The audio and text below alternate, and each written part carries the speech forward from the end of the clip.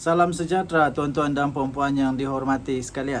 Baru sebentar tadi kita telah menerima satu berita yang cukup mengejutkan, iaitu daripada berita Astro Awani yang menyatakan bahawa bekas Ketua Menteri Sabah iaitu Datuk Seri Shafie Apdal dipenjara 5 minggu. Wah, ini pasti akan menjadi berita yang cukup besar. Pasti akan dipakai oleh lawan-lawan seteru-seteru politik yang sekarang ini pasti saling mencari kesilapan, kekurangan atau apa saja kesalahan daripada pihak lawan. Tuan-tuan dan puan-puan yang dihormati sekalian, pada mulanya saya juga cukup terkejut dengan berita ini kerana setakat ini tidak banyak kes yang masih lagi berbunyi, saya kata pinjam perkataan itulah, berbunyi tentang bekas Ketua Menteri ini.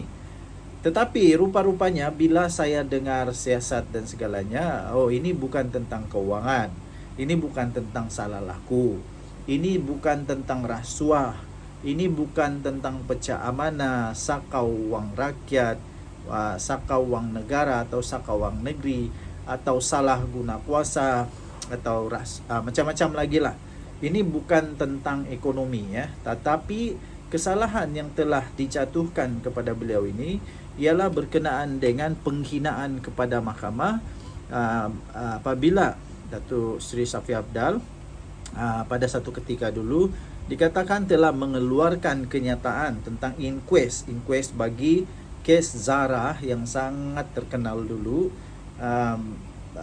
Dia telah dikatakan telah pun didapati bersalah kerana menghina mahkamah. Jadi ini bukan tentang salah laku, tentang rasuah sebenarnya, tapi ini didapati bersalah kerana beliau telah mengeluarkan kenyataan yang dianggap telah pun menghina mahkamah. Walau bagaimanapun tuan-tuan dan puan-puan, semua ini belum dijalankan, belum dilaksanakan hukuman ini sehinggalah keputusan beliau membuat rayuan selesai. Jadi ada lagi peluang untuk Datuk Seri Shafie Apdal melepaskan dirinya melalui hujah-hujah, melalui fakta-fakta ataupun bukti-bukti yang beliau dan pasukan peguam-peguam dia sebenarnya untuk menyatakan bagaimana beliau tidak bersalah. Jika beliau tidak bersalah, beliau akan dilepaskan daripada hukuman ini. Tetapi sekiranya beliau bersalah, maka dengan itu beliau akan dipenjara selama 5 minggu. Persoalan yang akhirnya akan timbul adalah adakah beliau akan terpaksa untuk melepaskan jawatan, gugur kelayakan sebagai adun ahli Dewan Undangan Negeri kerana dipenjara. Sebab ada termaktub dalam peraturan, ada berapa hukuman, berapa ringgit denda dan berapa lama penjara yang akhirnya terpaksa untuk digugurkan atau tidak layak lagi untuk bertanding pada pilihan raya yang seterusnya. Tapi pada pendapat saya ini tidak melebihi daripada yang sepatutnya.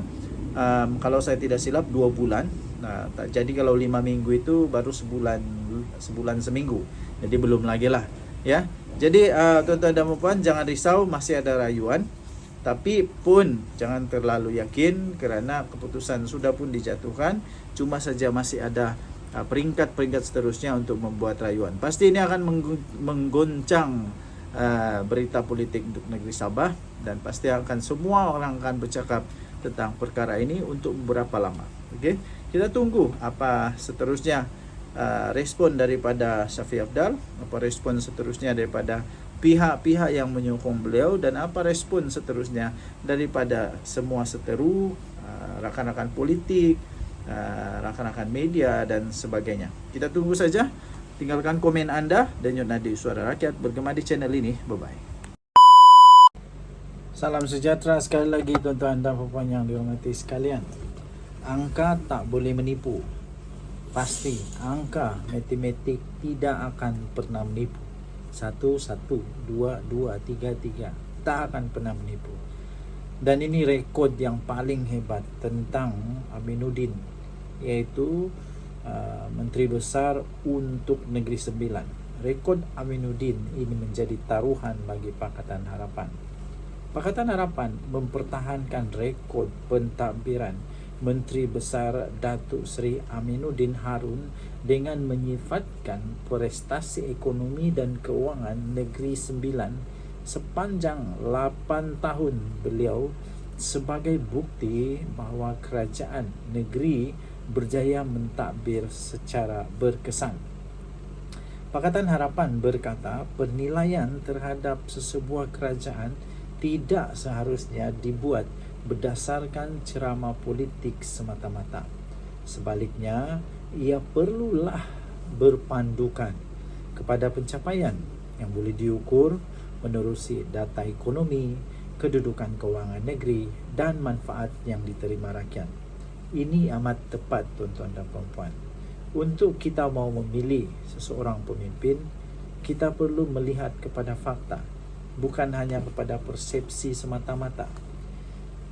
Kita janganlah berharap negeri akan ditadbir dengan seorang yang tidak tahu bagaimana untuk meningkatkan ekonomi negeri, bagaimana untuk meningkatkan kedudukan kewangan. Itulah yang perlu dipertimbangkan apabila mau menilai siapa yang perlu untuk dijadikan pemimpin. Menurut gabungan itu, di bawah pentadbiran Aminuddin, keluaran dalam negeri kasar atau KDNK bagi Negeri Sembilan telah meningkat kepada 59 bilion ringgit Malaysia, sekaligus mencerminkan pertumbuhan ekonomi negeri yang lebih kukuh. Pada masa yang sama, hasil bagi kerajaan negeri telah pun dilaporkan meningkat kepada 785 juta ringgit Malaysia, manakala lebihan hasil mencecah 203 juta, sekaligus menunjukkan ini adalah satu pengurusan fiskal yang sangat baik dan sangat.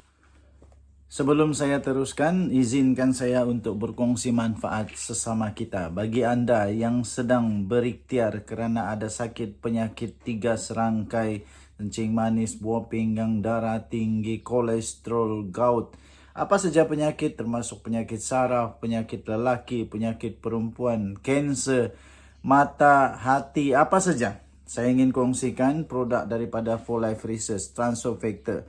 Produk ini adalah produk saintis yang boleh meningkatkan imun badan anda sehingga 437% kekuatan imun badan. Ini boleh membantu kita untuk melawan penyakit dan boleh sembuh dengan kekuatan imun badan. 4Life ada banyak produk, bukan ini satu saja. Ada banyak contoh-contoh produk dia. Contohnya ini produk nama dia Glucoach. Glucoach ini khas untuk yang kencing manis.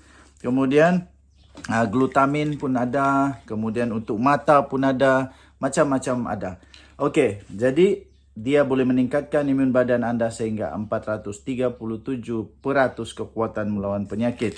Ianya sangat terbukti dengan laporan daripada saintis membuktikan bahawa ia ialah miracle molecule. Ini bukan produk tepi jalan. Ini produk saintis sangat-sangat berkesan, sudah terbukti secara klinikal, sudah dikaji, terbaik dan juga telah diterima oleh doktor-doktor di seluruh dunia, telah masuk di dalam Physician Desk Reference. Dia adalah bukan dadah, tidak ada kesan sampingan. Kementerian Kesihatan Malaysia juga telah menerima Transofactor sebagai selamat dan boleh diambil oleh sesiapa sahaja. Paling bagus, dia bukan sahaja ada testimoni beribu-ribu, berpuluh-puluh ribu, malahan juga dia ada clinical abstract. Transofactor clinical abstract ini keputusan kajian saintis yang telah dilakukan di serata dunia. Bagi anda yang sangat memerlukan, sila dial nombor telefon tertera di atas. Dia akan berhubung dengan anda. Jangan telefon dia, sila WhatsApp dia. Kerana jika anda telefon, dia tidak sambut. Anda WhatsApp, dia akan jawab. Alright. Berdisiplin. Pakatan Harapan mendakwa nilai pelaburan yang berjaya dibawa masuk ke Negeri Sembilan telah meningkat kepada 19 bilion ringgit Malaysia. Sementara rizab kewangan negeri telah pun mencecah 1 bilion ringgit Malaysia. Wow, ini sangat-sangat hebat. Selain itu, kerajaan negeri juga telah pun berjaya untuk mengurangkan hutang di samping telah memberikan bonus sehingga 3 bulan kepada penjawat awam negeri. Menurut Pakatan Harapan, pencapaian itu telah pun memperlihatkan perbezaan yang sangat-sangat ketara berbanding daripada pentadbiran Barisan Nasional BN sebelum ini. Dalam tempoh Aminuddin memimpin, Negeri Sembilan bukan sahaja telah mencatat pertumbuhan ekonomi yang sangat bagus, malah kedudukan kewangan kerajaan telah pun diperkukuhkan. Pelaburan meningkat dan kebajikan penjawat awam turut juga diberikan perhatian. Ini membuktikan beliau bukan sekadar mentadbir, tetapi telah mengurus negeri secara cekap, berdisiplin dan menghasilkan manfaat yang dapat dirasai oleh seluruh rakyat jelata. Menurut kenyataan tersebut, Pakatan Harapan menjadikan rekod pentadbiran negeri sebagai antara kekuatan utama dalam menghadapi pilihan raya Negeri Sembilan dengan menegaskan kesinambungan pentadbiran diperlukan bagi meneruskan semua agenda pembangunan dan pertumbuhan ekonomi negeri. Tuan-tuan dan puan-puan yang dihormati sekalian, inilah sebabnya bagi saya ada kebenarannya untuk meneruskan legasi yang sudah dibentuk. Untuk apa mau cipta lagi, susah. Tapi kalau sudah ada legasi yang baik, saya fikir kesinambungan itu penting supaya legasi itu dapat diteruskan. Bagaimana dengan pendapat tuan-tuan dan puan-puan? Sila tinggalkan komen anda. Kita jumpa lagi. Bye-bye. Terima kasih tuan-tuan dan puan-puan kerana sudah menamatkan video ini dengan baik sekali. Saya ingin kongsikan beberapa buah buku yang sangat menarik. Ini saya sisipkan. Yang pertama, Muslihat Mahathir. Sekiranya anda berminat untuk melihat bagaimana Muslihat Mahathir yang dituliskan di dalam buku ini, anda boleh baca ini untuk menambahkan pengetahuan anda, untuk anda tahu siapa Mahathir yang sebenarnya. Buku ini sangat luar biasa. Ketika saya membaca, saya terkejut. Wow! Dan saya semakin berilmu. Kedua, buku yang kedua yang saya ingin kongsikan pada anda ialah Pemikiran Tun Mahathir. Ini ditulis oleh seorang pakar yang sangat-sangat luar biasa, merungkai. Dia kasih pecah semua pemikiran Tun Mahathir. Ini bukunya yang sangat luar biasa. Sekiranya anda mau tahu macam mana Mahathir punya cara berpikir, ini dia. Dan yang ketiga, buku yang saya ingin kongsikan bagi anda ialah tajuk dia Paradise Lost Mahathir. Okey, ini dia beritahu bagaimana paradise itu surga yang diwar-warkan di Malaysia nampaknya sudah hilang menurut Mahathir. Ada buku ni, kalau anda berminat untuk beli, tekan, ada di Shopee. Okey, saya bagi link dia. Alright.